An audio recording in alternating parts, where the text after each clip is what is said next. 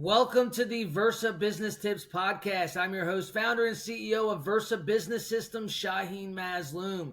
We are here with a serial entrepreneur today. He's a beast when it comes to marketing. Eric Holtzclaw, how you doing today, brother? I'm good. Thanks for the invite. Absolutely, man. Thanks for hopping on with us. So for those out there that don't know who you are, tell us a little bit about yourself and what you do. So I am the chief strategist at a company called Liger, which is part of a larger organization that has a bunch of things underneath the umbrella. I'd like to tell people that I'm a recovering technologist. So back in early in my career, I ran development shops, worked for some Silicon Valley-based companies, building professional services organizations for them, did a research company, and then I accidentally started a marketing company. So marketing is a combination of technology and understanding your customer. Right. And so it's kind of a good place to live because I can talk to the technologists about how to implement what needs to be done and what the messages need to be. So Definitely, man. So marketing's constantly changing, right? And you're right. When it comes to technology, it changes with technology, right? Like how people want to be marketed to versus how people, where people go to get their marketing, and it's constantly changing, right? Like 20 years ago, you didn't have streaming; that wasn't an option for marketing, right? Yep. Now there's so many different options, and I think as business owners, it's tough. It's tough to figure out, like, where do I market? Where is my money best spent? Where are my where are my clients or my ideal clients hanging out, spending time? There's just so many more options. Back in the day, it was like TV, radio, print, right? Yep. And that was it.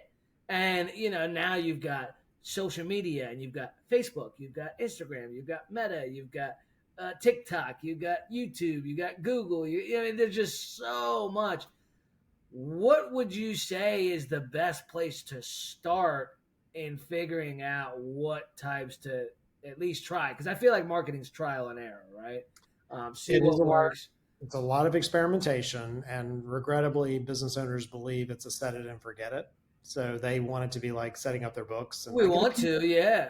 I get a P&L every month, that balance sheet, and I relate it more to working with your financial advisor.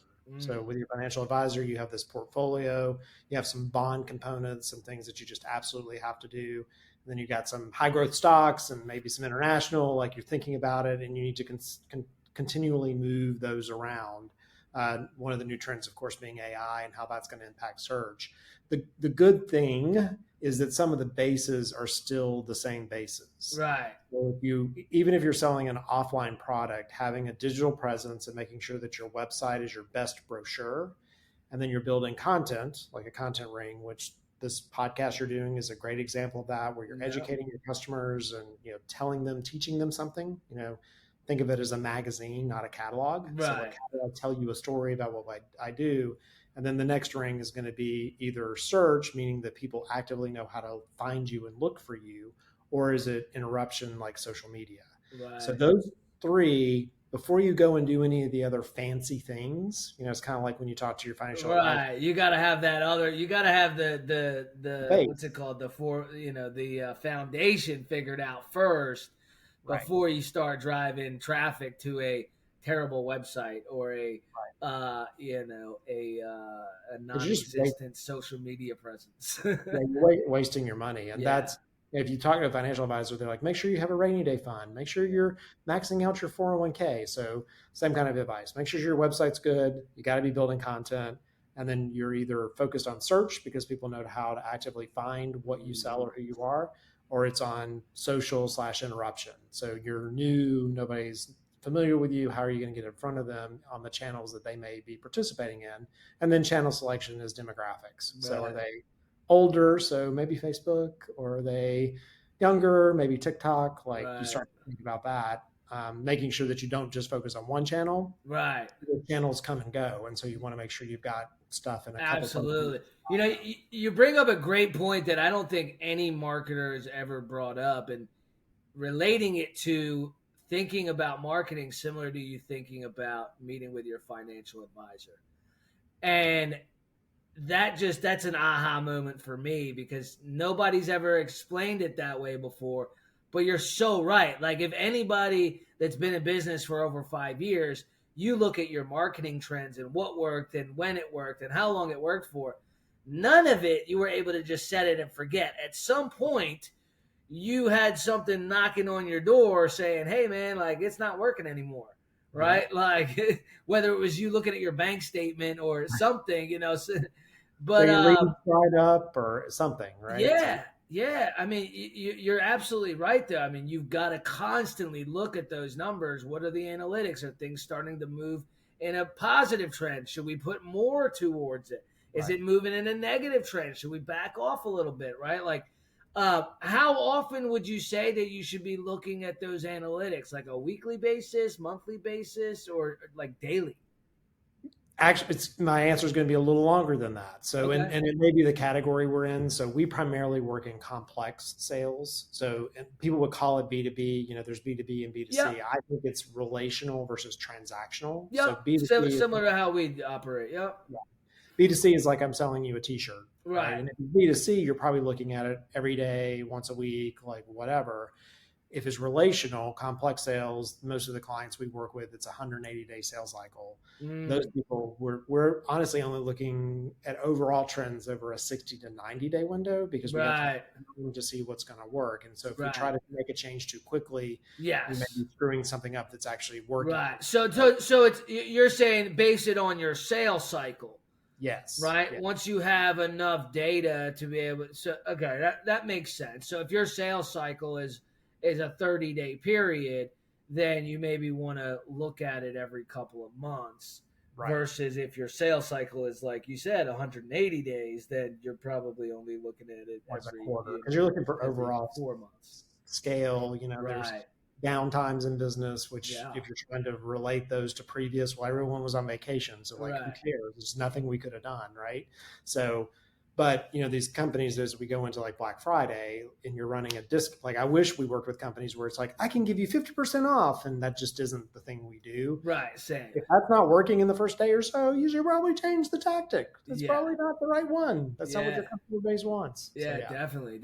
So like, and you bring up a great point because I think a lot of the times, especially with like marketing books and marketing seminars and trainings and this, that, and the other, it often relates it not to B2B. It's all, it's like, offer a discount, offer a 2-for-1, or, you can do like a funnel, right? Yeah. Like the funnel is how you buy, like, okay, so you bought this. Now you can get this, and this for 50% off for just $29.99. And then, and then the next page, you got some other offer. And like you said, with B2B, you can't really do that, right? It's, so what are some of the best things that you're seeing as far as B2B to bring in a lead?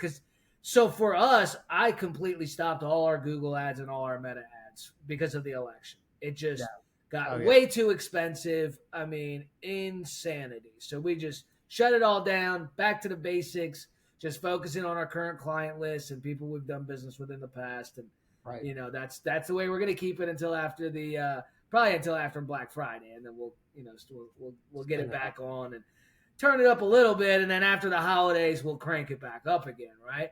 But, what are some of the best trends that you're seeing as far as marketing avenues for B2B, for lead generation? So the move from people being sold to versus wanting to buy, people love to buy, they don't want to be sold to. So how do we make it easy to facilitate the purchase? Yeah. And knowing in B2B, it's a very dangerous decision. So that's something that people don't think about. If I'm in the business world and I'm making a choice, I could get fired. I could lose my business. So I'm going to spend a lot of time educating myself. Yeah. And guess what? I am not going to educate myself on your website because I know the second I show up on your website, someone's going to call me or you're going to start sending me things or whatever. So I will avoid everything that has to do with your digital ecosystem until I am really ready to buy. In fact, there's a stat out that says that 80% of the buyers have made the decision before they pick up the phone, call you, or reach out to you in the B2B space. Interesting. So all that you're doing when they call to you is either screwing the deal up or closing it, right? So, thinking of places they're looking for reviews, do they networking events where they're going, but you don't have to go, like going to a networking event. Like, is there something you could do around that event? Like, can you vampire it in some way and provide some additional content or educate them on something. So it's making them look smart and concentrating on the fact that they probably don't care about your product or service, but they do care about getting a bonus. They do care about their next, position at their company, Right. either want to go work for. So we always focus on how we make the company or the client we're working with look really, really good inside their organization. Right. So how can you build those things that then point to your solution as being the solution that's going to move them into that place? Interesting. So now I think I'm following you here. So are you saying more make them look good, like providing content about their business and how well they're doing? More around like educational. So for example, if I'm out looking for a solution in B2B, and I've got, even for my own career, there's several times I had to go out and buy something, right, for the business. And I'm like, I don't know anything about this. Right. And the people who did the best for me were the ones who would come in and educate me, because they weren't going to get to talk to my boss. Right.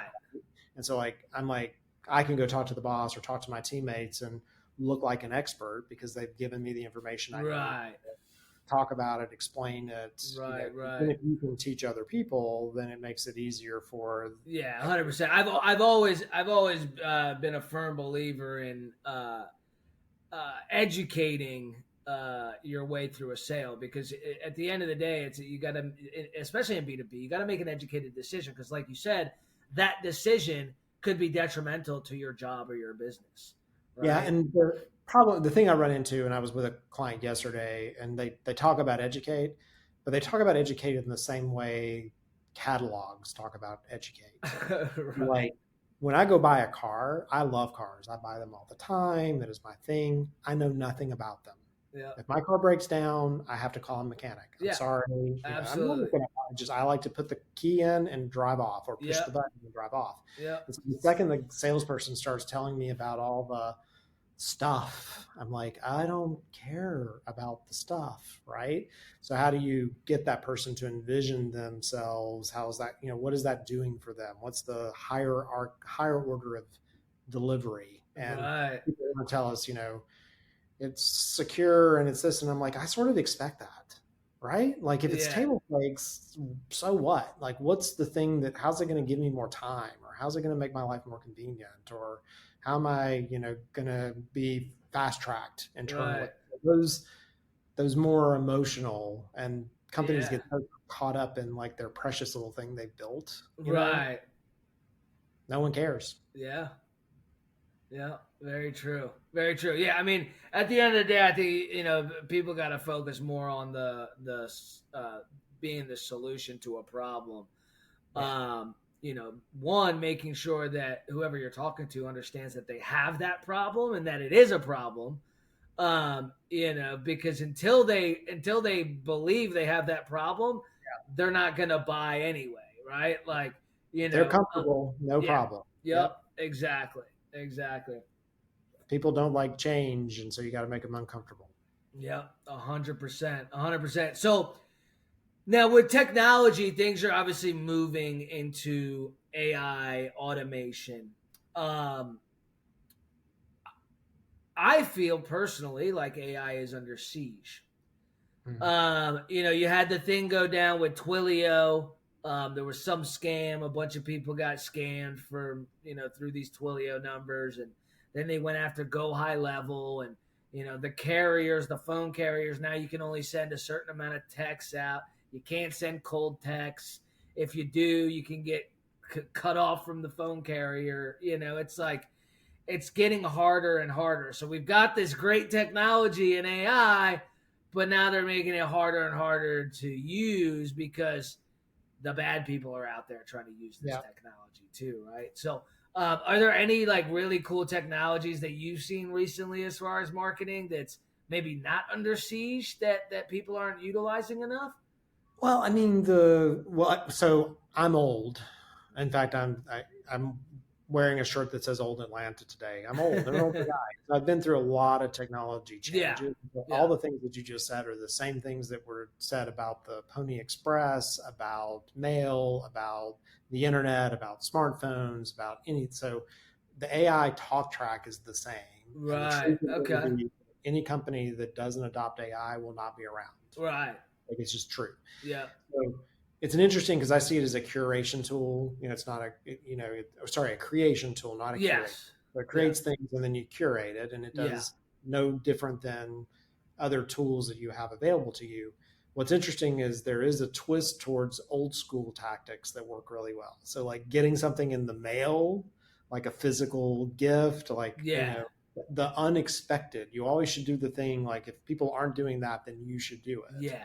And then, we like events, but we like events like something adjacent to an event. So don't go set up the booth, don't whatever, go and rent out a restaurant next to the event and invite people over. So how can you vampire and work off of, a built-in audience without necessarily doing the same pay to play that everybody else is doing? So those Right. are unique. We're big believers in like geofencing and display ads. So Yeah. we could like either geofence your competitor or geofence Right. a building. We had Yeah. one client who Geofencing works great for like restaurants, pizza, well, that's fast what food. I mean, we did too. We were geofencing. B2B, explain how geofencing works as far as Well, B2B. we geofence the headquarters of companies that some of our suppliers are trying to get into. Interesting. And so when people are walking into the office all day, Right. they're being geofenced by an ad. And you go to a conference and you've got a product that fits within that conference, you geofence the conference.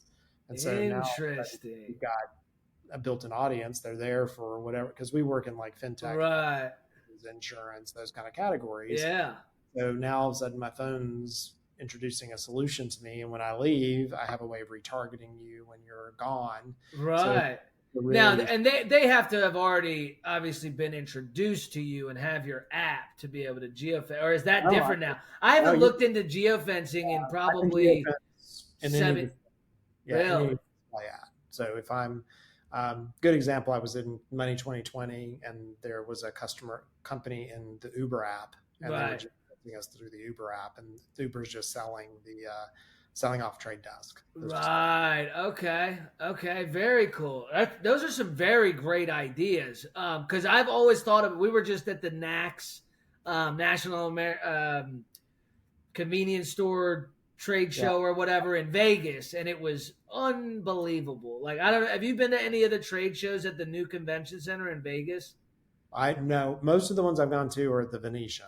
Well, it's insane. Like the Las Vegas Convention Center is the biggest convention center in the world. When I tell you it took me 5 hours to walk from one end to the other. Now, obviously, I'm looking at things as I'm going, but to walk through the whole convention took me almost all day. Yeah. Like, it was unbelievable. Monster setup, $2.5 million. Just their setup. Wow. You know what I mean? Like, it was amazing. But as I'm there, I'm thinking, I'm like, how can I just ping all these people? Like, you know what I mean? That would be so much smarter than spending. You know how much everybody had? Just the attendees, not the people there selling stuff, just as an attendee, which is what we went to be. We're like, dude, we'll just go as an attendee instead of paying 120 grand for a 10 by 20 space. Yep. And it was still $7,000 for 2 days per person. Yeah. Just as an attendee to be able to walk through and talk to people and hand out your business card, Imagine how many people we could have got in front of for $15,000 geofencing the people at that event. Right? Like, I mean, you'd have been able to hit every single person there, and you would never be able to do it physically. And you get to continue the conversation. So the geofencing becomes better over time. 100%. Because it gets more accurate as to who was there. And 100%. So that's a tactic we'll use to help build companies' retargeting pools. Yeah. Yeah, I love that. That's a great idea. Yeah. I mean, and I never thought of it for B2B, but that's killer. Yeah. Well, B2B is really no different. People are still people, right? Yeah. And if you've also think complex sales, because we'll work with things that are B2C, but it is a complex sale. Like we're asking somebody to do something that they normally wouldn't do. So we have to get them on why it's better, right? So thinking through how you can do that in a meaningful way in this world of short attention spans and, Mm-hmm. kind of microdosing. People want to like pick up little pieces of content. So how do you fall into that buyer journey in a way? Because Right. who wants to download a white paper or a case study? Right. No, No, no right? one. No one. Yeah. So how do you make it bite size and learned along the way? And it takes, so in the B2B space also, it takes 21 touch points to get someone to the point of like then raising their hand. So Yeah, it's 21 touch exactly. points, 180 days. And it needs to be 21 consistent touch points, but not repetitive touch points. Yeah. So how do you think about that and make that work? Absolutely. Where did my pen go? I've got 1,000 pens, and for whatever reason, whenever you need one, you can never find one. There we go.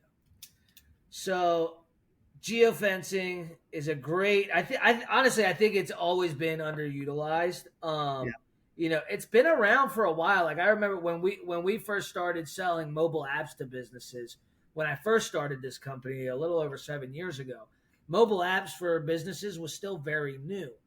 Right. But and then when you talk about geofencing, they're like, "What the heck is that? What do you mean? Like when they go up to drive up to Pizza Hut, I can ping them? Like what? That's crazy! Yeah. Like they just couldn't fathom it. And here we are 7 years later, and still most businesses aren't utilizing it, right? No. Or have And even heard of it. And it's it blows my mind.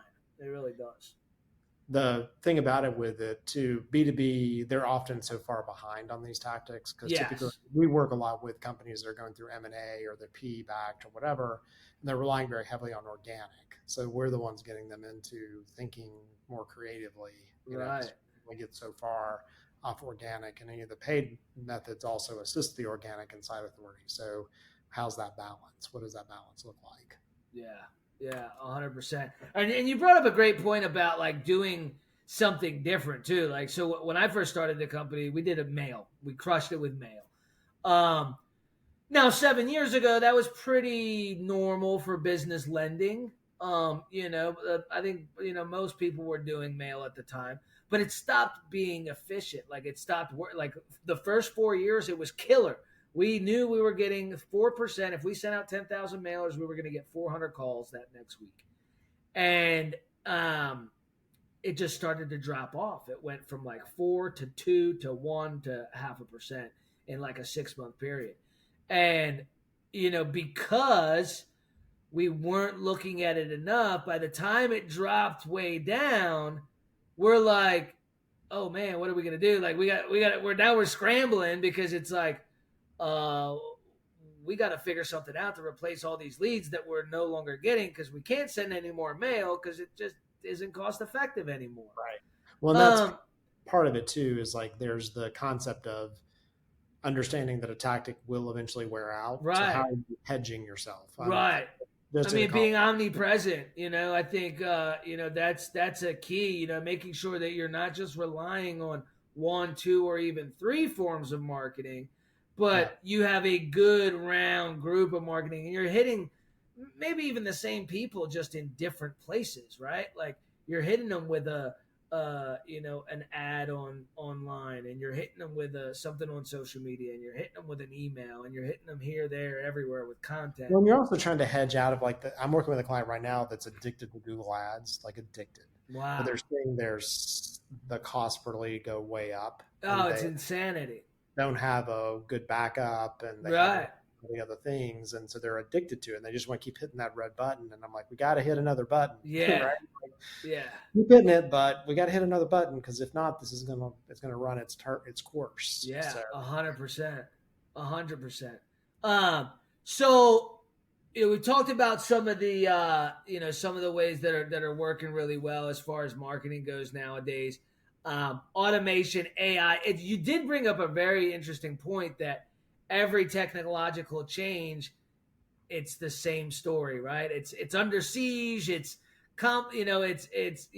works really well, and then it goes under siege, and then you got to slow it down, and then they finally figure out all the bugs, and they figure out how to control it and to keep it out of the hands of the bad guys, right? And then everything becomes well, and then it's also, if you don't adopt it, I've done so many. Oh yeah, if you don't adopt it, you're gonna get run over. You're done. I've done so many I've made a lot of money off companies that did not adopt soon enough. Oh yeah.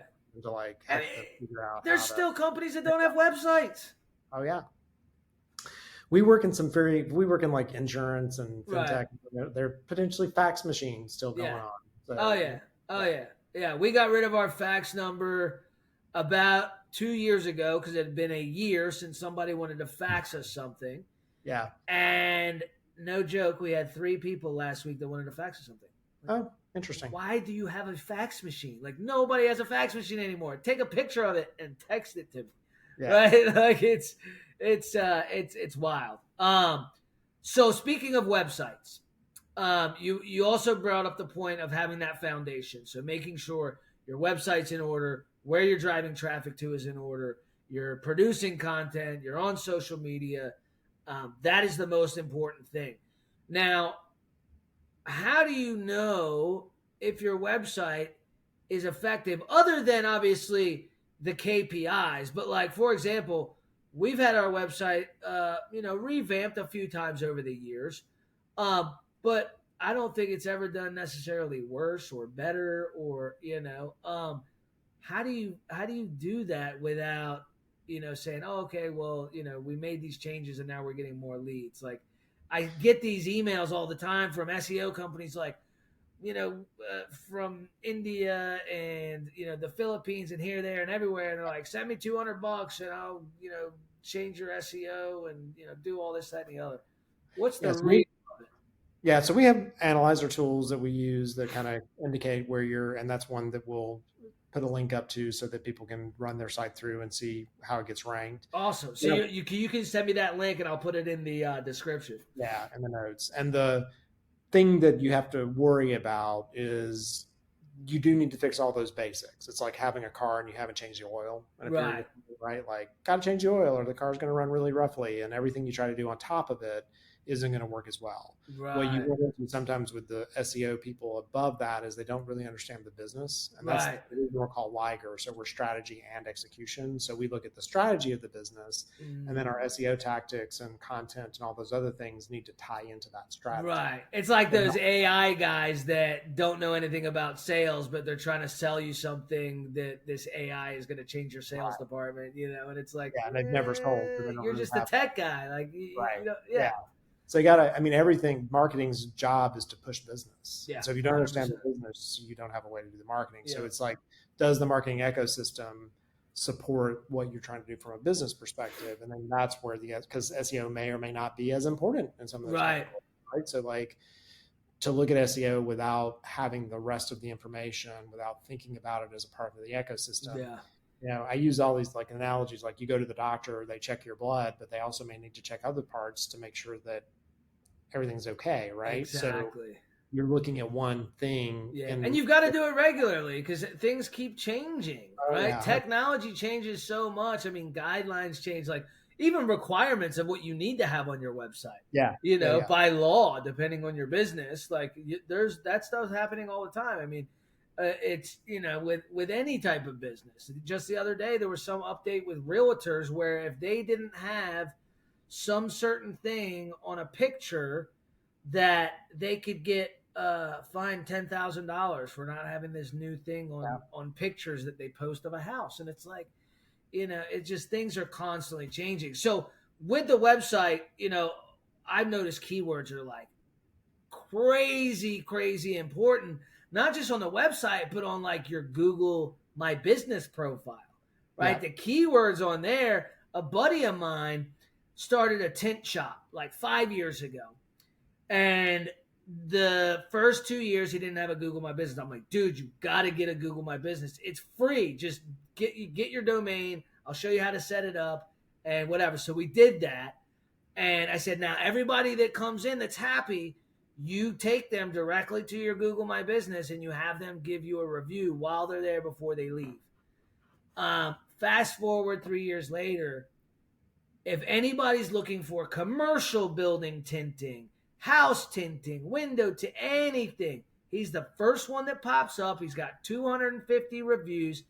The guy goes from doing, maybe 5 to 10 cars a week in this really small garage in West Baltimore, mind you, to now he's doing government jobs and hotels and skyscrapers and on the commercial side. And the only reason why these people found him is because of the keywords in some of these reviews on his Google My Business profile. And it just got huge. So now whenever anybody's looking for it, it's boom. It's him they're going to. Yeah. Marketing is just like dieting or working out. Like people try to do like one thing and it's like, well, that's not going to work. It's like something you do and you see the results over time and done well, you get a flywheel effect. Yeah. But like you said, you can't set it and forget it. Marketing is never going to be a set it and forget it thing. And I think too many of us wish that it was. And honestly, I if you ever come across that new marketing strategy and you're like, holy shit, this is it, right? This is the one, right? This is the one. And I feel like we're all guilty of that as entrepreneurs. Like, everybody wants a quick fix. It's just everybody does. Like if I could push the easy button, then I'd be great, right? Oh, 100%. I've been analyzing a bunch of AI tools because in my role, it's to look at new things, and most of them are just like you're just reworking a workflow. Like that's it. Like there still has to be a really smart person who understands how to put the stuff in it. Or 100%. It's right. So, absolutely. Yeah. I mean, the tools are only as good as the person using the tool. 100%. Period. I mean, it's just like a hammer. If you don't know how to swing that thing, it ain't going to do much for you. Yeah. Well, and that is the problem sometimes with like getting point solutions in marketing, because like that SEO person is like, oh, SEO is going to solve it for you. The social person's like, oh, social is going to solve it for you. And it's probably a little bit of both of those. Yeah, 100%. You've got to make sure you're hedging it. So, 100%. Well, and then it comes into everything else too. Like, you could have a great website and great SEO and great keywords and getting great leads. But if you got a crappy sales process, all that stuff. So, it's like everything has to work together.